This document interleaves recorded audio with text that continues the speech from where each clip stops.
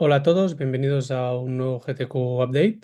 Hoy contamos con Francisco López, del Hospital del Universitario 12 de Octubre de Madrid, que nos presentará el estudio recientemente publicado en el New England Journal sobre los autoanticuerpos a antiinterleuquina 10. Cuando quieras, Francisco. Genial, Edu. Pues nada, buenos días a todos, tardes para el que lo vea.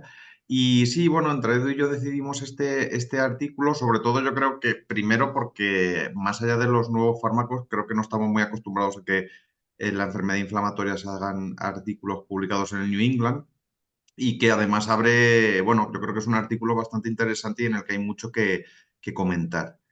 Entonces, eso, habla sobre los autoanticuerpos frente a interleuquina 10 y su relación con este HLA, la enfermedad inflamatoria intestinal de un grupo multicéntrico de Reino Unido, fundamentalmente de Oxford, que son los que lo lideran. Entonces, sí que es sabido que desde el 2015, que es cuando se publica este artículo, que este HLA, el HLA de RB1103, parece estar muy relacionado con el desarrollo de enfermedad inflamatoria, fundamentalmente con colitis ulcerosa, pero como podéis ver en la diapo, en azul también con enfermedad de Crohn frente a otros HLA. Y en el año 2024 se publicó este artículo en el que se veía que ser portador de este HLA confería un comportamiento de la colitis ulcerosa más grave, tanto a nivel de hospitalización, cirugías mayores y el empleo de corticoides.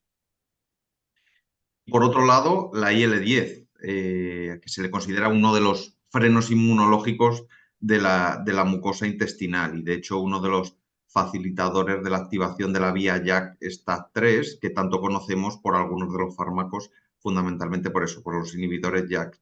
De hecho, la IL-10 fundamentalmente lo que hace es inhibir las citoquinas proinflamatorias y este mismo grupo, el grupo de Oxford, ya publicó en el New England, que de hecho creo que es la base sobre la que se asienta este artículo, ya publicó estos dos casos en los que en pacientes muy pequeños, en niños que tenían una mutación en el receptor de la IL-10, que al final le confería que la IL-10 no funcionase de forma intracelular y no activase la vía JAK, estos pacientes desarrollaban una enfermedad inflamatoria like de curso muy grave y publicaron dos casos en el que en el empleo de nutrición enteral exclusiva, parenteral, corticoides, rituximab, que hablaremos luego de esto, inmunoglobulinas, infliximab, conseguían una remisión total a los 88 meses de haber empezado el tratamiento y que pues mencionaban el rol de esta interleuquina y por tanto hacia una vía, que es al final lo que pretende este estudio y avanzar esto hacia una medicina más personalizada en algún grupo subconcreto de pacientes con enfermedad inflamatoria. Por tanto, su hipótesis se basa en que pacientes con este defecto monogénico desarrollan una enfermedad inflamatoria infantil grave y no tanto problemas del receptor, sino el desarrollo de autoanticuerpos frente a este interleuquina y su neutralización si puede ser algún tipo de subgrupo de la enfermedad inflamatoria del estudio. Por tanto, se preguntan si los autoanticuerpos son anecdóticos o hay una proporción medible en pacientes con EI. Y ya no solo eso, si la asociación entre HLA y enfermedad inflamatoria intestinal grave, como previamente sabíamos, se podría explicar por esta autoinmunidad, o al menos una parte de ella. Pues bien, para ello desarrollaron este estudio, es un estudio observacional, translacional, multicohorte, con componentes de serología funcional, inmunología celular y relación con genética HLA, en el que incluyen un grupo control de 13 niños y prácticamente 1.000 adultos de una cohorte también de Oxford y los casos se extraen primero de la cohorte de Oxford, una llamada Discovery y otro de Validation, ¿vale? Y para obtener más validación externa emplearon la cohorte IBD Bioresource Cohort de Reino Unido, que la habéis podido ver en otros múltiples estudios. Entonces, analizaron la presencia y funcionalidad de esos anticuerpos, que ahora mencionaremos cómo, de los anticuerpos anti-IL-10 y el genoma en estas cohortes y ahí establecer relaciones de asociación. Bien, el primer paso sería la detectar los anticuerpos frente a estudios de evaluación de la presencia de IgG de anti-IL-10, pero que esto solo lo consideran un primer paso, porque no lo consideran suficiente. Es decir, puedes tener estos autoanticuerpos, pero ¿de qué sirven o cómo actúan? La siguiente pregunta que se hicieron es si bloqueaban esa señalización. Para eso emplearon esta técnica, el ensayo Blue, que lo que pretendían con ellos demostrar función, si esos anticuerpos de verdad están bloqueando la, la función de la IL-10 y por tanto facilitando el que esa vía antiinflamatoria no funcione. Y de hecho establecieron un punto de corte del 72% para que tuviese una gran especificidad.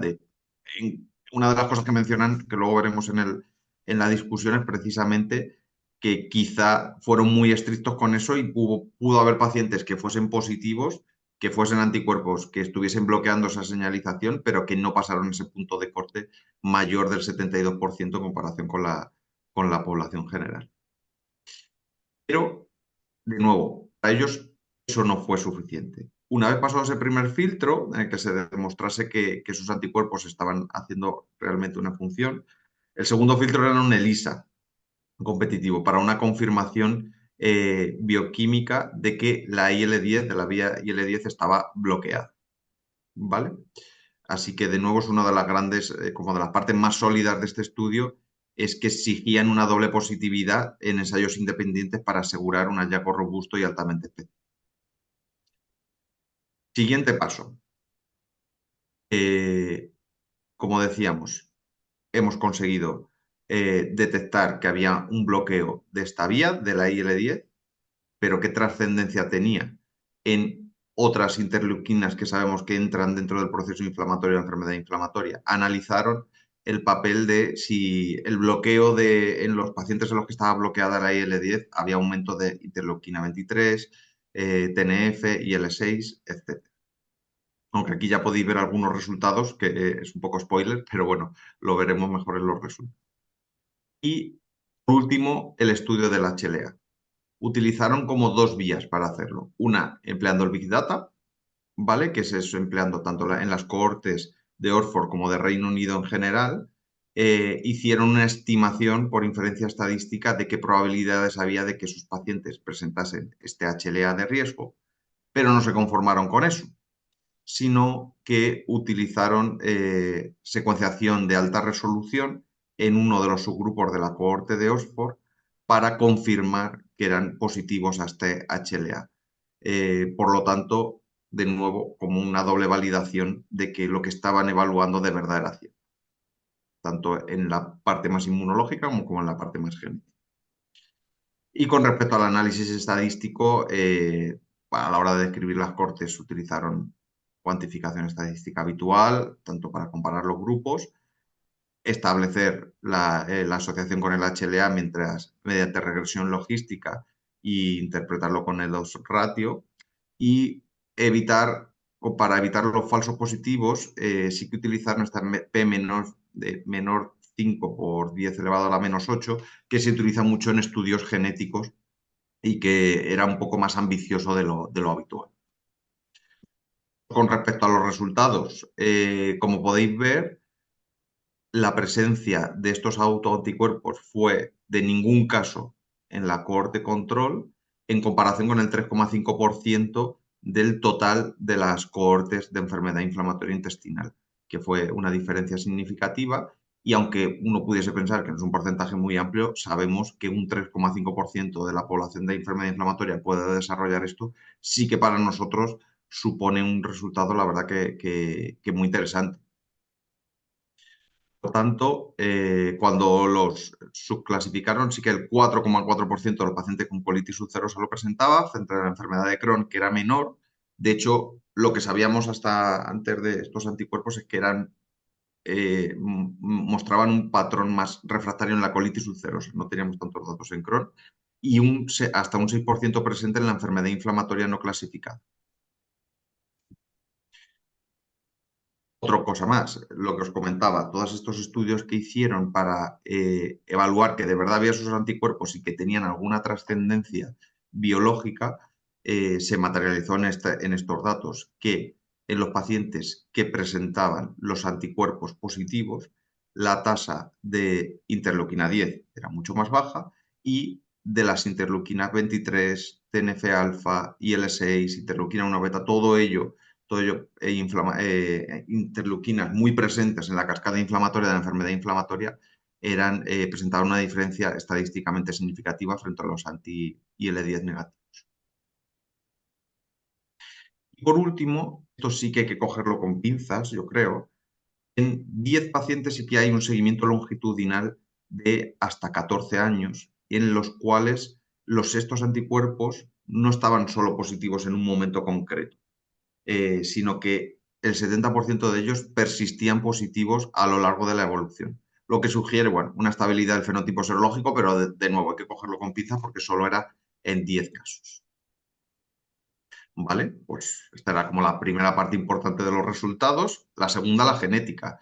Este HLA, como una especie, lo he definido aquí como una especie de puente entre la genética y la autoinmunidad. Pues bien, como podéis ver en morado, ¿vale? El HLA-DRB1 sí que en esta cohorte estaba claramente más positivo que el resto de HLA en los pacientes que presentaban estos anticuerpos positivos.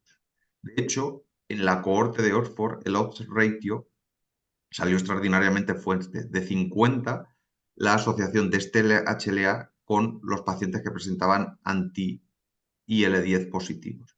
Esto también se vio en la cohorte general del Reino Unido, en la cohorte de Oxford en la que se le hizo el estudio genético de alta secuenciación, ¿vale? El que era un poco más específico que el que se empleaba en inferencia estadística. Pero es que en comparación con el resto de cohortes, si vemos la cohorte de inflamatoria que presentaba anti-IL-10 negativo, el porcentaje de pacientes era ínfimo, en comparación con hasta casi un 80% de pacientes con anti-IL-10 positivo que presentaba este HLA. Y de nuevo, si lo comparamos con cohortes de controles, era aún menor. Todo esto pues ayuda a pensar que sí que hay una relación entre presentar este HLA y el desarrollo posteriormente de estos anticuerpos.